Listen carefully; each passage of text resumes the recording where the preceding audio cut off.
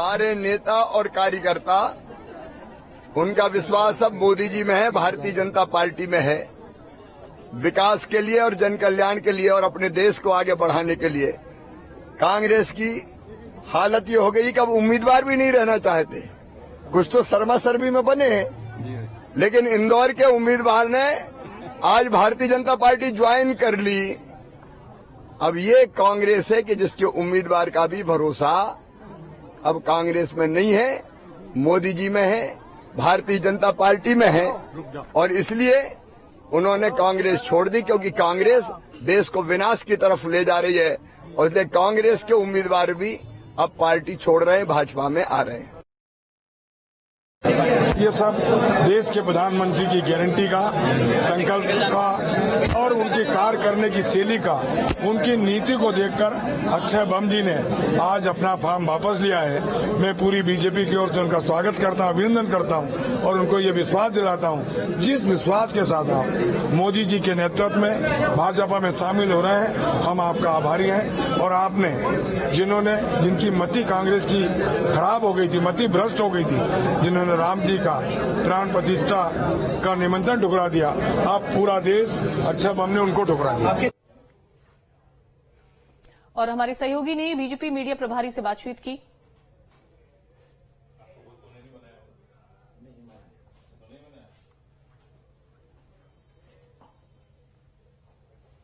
इंदौर में कांग्रेस को एक बड़ा झटका लगा है। इंदौर में कांग्रेस प्रत्याशी ही बीजेपी में शामिल हो गए। इस वक्त आशीष अग्रवाल हमारे साथ है, बातचीत करेंगे। सर, इंदौर में बड़ा झटका कांग्रेस को, क्या रणनीति बीजेपी की कि प्रत्याशी को ही बीजेपी में लिया है? नहीं, कांग्रेस को झटके तो पिछले 3-4 महीने से निरंतर मिल रहे हैं। आज इंदौर कांग्रेस के प्रत्याशी ने भी अब मोदी जी की गारंटी के लिए आवेदन दिया है, उन पर विश्वास जताया। मध्य प्रदेश में 29 में से अब 2 सीटों पर कांग्रेस है ही नहीं, और एक आध में और अगर हो जाए तो बड़ी बात नहीं है।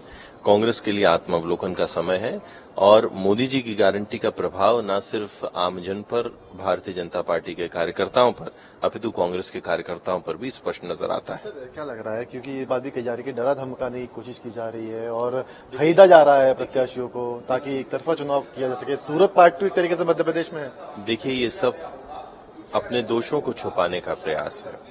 अगर आप नासूर को दबा लें तो वो खत्म नहीं हो जाता। तो कुछ इसी तरह की स्थिति कांग्रेसियों के साथ है। लाखों कार्यकर्ताओं पर दबाव नहीं बनाया जाता। एक ब्लॉक स्तर का साधारण कार्यकर्ता जो 2 जून की रोटी के लिए संघर्ष करता है, कांग्रेस का काम करता है, वो कौन सा ईडी के डर से आएगा? वो सिर्फ और सिर्फ मोदी जी की गारंटी के प्रभाव से आ रहा है। आगे सवाल करना चाहूंगा सर, अक्षय बम ने कहा है कि पार्टी की तरफ से सहयोग नहीं मिल रहा था उनको। क्या लगता है कांग्रेस खुद मानती है कि ऐसी सीटों पे वो हार चुकी है? नहीं, देखिए, ये बड़ी एक आम बात है। कांग्रेस का हर कार्यकर्ता सबसे पहली लड़ाई अपनी पार्टी में लड़ता है, गुटबाजी की।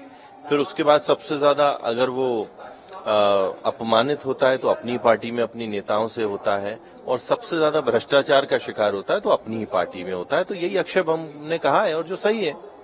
तो साफ तौर पर यहाँ पे मीडिया प्रभारी आशीष अग्रवाल का कहना था कि मोदी जी की गारंटी और मोदी जी के नाम की वजह से कांग्रेस के जो तमाम नेता है वो बीजेपी में शामिल हो रहे हैं और कांग्रेस को ये जो झटके हैं आज के नहीं पिछले कई सालों से लग रहे हैं और आगे भी इस तरह के झटके कांग्रेस को लगते रहेंगे। वीडियो जर्नलिस्ट आशु के साथ गौरव गुप्ता, न्यूज 10 मध्य प्रदेश, छत्तीसगढ़।